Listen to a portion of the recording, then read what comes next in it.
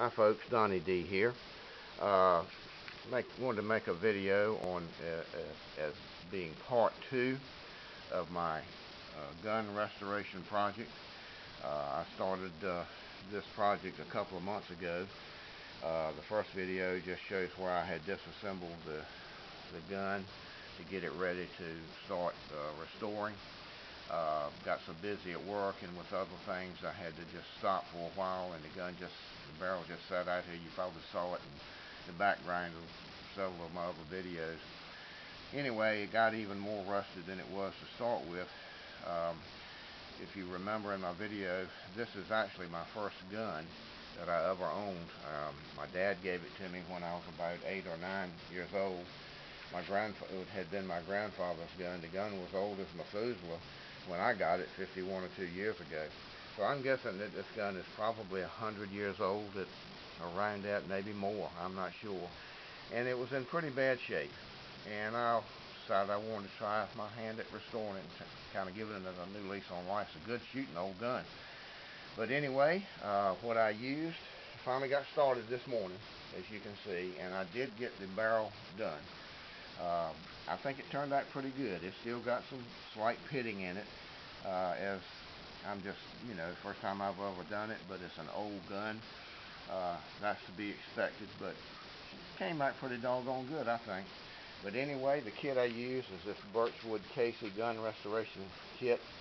Comes with pretty much everything you'll need and plenty of what you'll need to do a gun. Particularly if your gun is not in real bad shape, but because mine was in so old and in such tough shape, I got a little stuff extra for it to kind of get me through.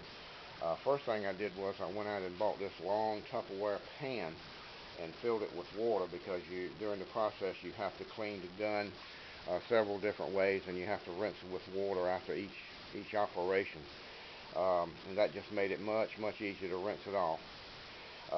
Also, I made sure I had plenty of paper towels for drying the gun after each rinse. Also, I used my heat gun. This is a gun you use to heat up heat shrink for electronic applications. I use it when I build in helicopters for the electrical work.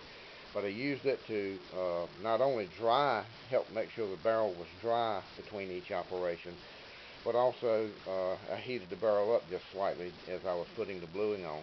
I had heard from other folks that made the bluing job work a little better.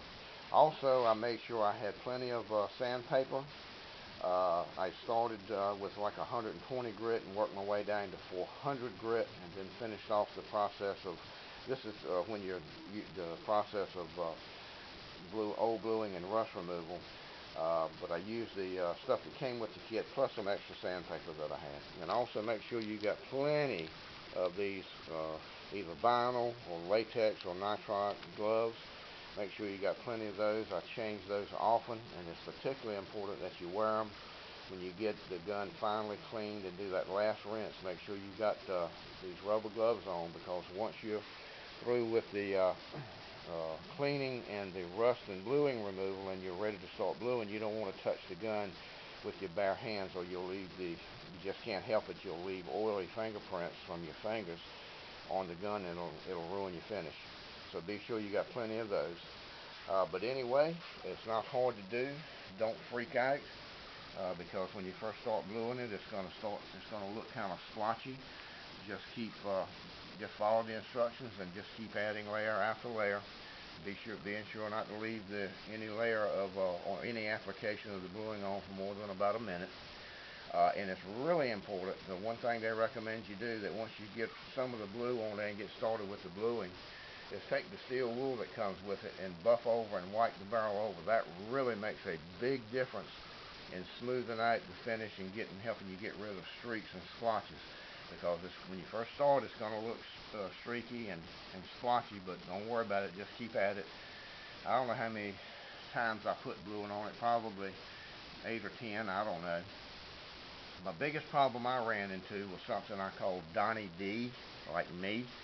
I spilled the bluing not once, not twice, but 3 times while I was doing it. So I hope I've got enough bluing left over to finish the gun. The next video will be the finished product of getting my receiver done. Then I'll finish all the other little small parts, and then I'll get to refinishing the wood on the stock of the wood. Then I'll get the gun reassembled and show you that. I wish I knew how to edit videos, but I just don't. Maybe one of these days, one of you guys that's smart will make a how-to video on how to do basic editing for videos. That way I can show you the whole process in one vid, but as it is, I'll just have to give you a different video as I progress through the project. But anyway, Donnie D, appreciate you looking. And as soon as I get something else done, I'll pop another video on you. But for now, this is Donnie D, and I'll see you next time.